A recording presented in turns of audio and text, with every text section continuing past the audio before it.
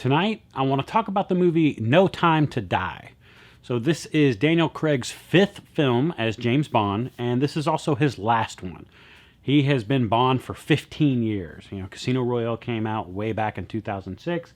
This movie was supposed to be released earlier, obviously, but because of the pandemic, it got pushed to 2021. That's why we're talking about 15 years here. On the scale of the Bond movies that Daniel Craig has done, I don't think this is his best. I actually prefer Spectre more, mainly because of Christoph Waltz as Blofeld. I thought he was amazing. Of course, Christoph Waltz is an amazing actor, and just the way he sunk his teeth into crazy, it was really good. This one sees Rami Malek as the Bond villain, and that's kind of what he is. He's just like, insert generic Bond villain here. He does a good job with the role, but it's just that villain just doesn't seem. It just doesn't seem like there's any stakes. The actual thing that Bond is trying to stop seems way bigger than the villain that he's trying to stop. He's kind of a forgettable character, even though he does a good job with it. You kind of feel like you could have just put anybody in there. Now, as far as characters that couldn't be replaced, man, Jeffrey Wright as Felix, oh my gosh, that if you put Jeffrey Wright in a movie, instantly going to elevate that movie. This one included.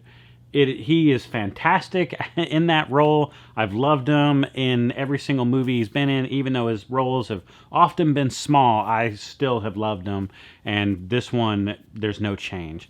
A welcome thing to see was Ana de Armas in this movie. She was fantastic. I loved her. I wanted to see more of her. I hoped in the future we might get to see her. Maybe she kind of takes on like a Felix-esque role. That would be really awesome to see, and I'm happy that they threw her in there. Lashana Lynch is the Bond girl, but literal Bond girl. She is 007 in this movie. If you remember Spectre, Bond has left. He's gone. He has retired. And so they have replaced him. There's only 9 numbers, 001 through 009. So she has become 007. And I know a lot of people are like, oh, there's a female Bond. But it's not like that. They work together a lot. They're both, I don't know, jealous of each other, jockeying for position. And just the chemistry between those two is actually pretty fun to watch throughout the movie. So that part was actually pretty enjoyable. So the narrative of, she's just coming in to replace him, that's a false narrative from people who probably just wanted to drum up clicks in their article, to be honest. But the movie was actually pretty good. Of course, the Bond movies, I feel like they just got better as they went. With Casino Royale, and then Quantum of Solace, and then Skyfall, Spectre, and now No Time to Die. This one kind of leans more into the gadgetry that we got used to with Bond, from the old days. But the first movies, they kind of built you up into that. And that's something I feel like Daniel Craig did a really good job with, is just his stint as Bond. He did a really good job of just kind of grounding that character with emotion that we would expect to see from a human that's doing this. Some of the other Bonds, Connery and Roger Moore and Timothy Dalton, just a lot of these, they just didn't show a lot of emotion when dealing with their adversaries. And Daniel Craig does a really good job of showing it in his face.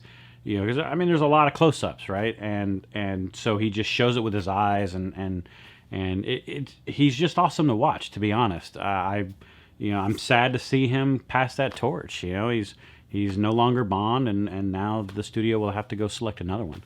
But for just all of this and just how Daniel Craig did such a good job, and this being a send-off, I'm actually going to have to rate this movie a 4.0, just because the characters really elevated this story. The story itself was just really big in scale, and even though the villain wasn't that great, you still felt like Bond needed to do something. He needed to stop them. The stakes were really high, higher than I feel like they've been in other movies. The movie doesn't have a lot of jump cuts around. It follows the action really well. It's pretty fluid throughout, so it's not jarring to take you out of action. Just all of that really contributes to this actually being a pretty good viewing experience. It's a long movie, 2 hours and 43 minutes, but it doesn't feel like 2 hours and 43 minutes. It definitely feels over 2 hours, but it doesn't feel that long. It doesn't feel like it's almost 3. It's actually a pretty good movie. Let me know in the comments if you have seen the movie and what you actually thought of it. Because I would really like to know your take. What would you list the Bond movies? What's your number 1 through number 5? Are you sad to see Daniel Craig go? Are you excited to see who they're going to pick next? Make sure you like, subscribe, and I will see you later.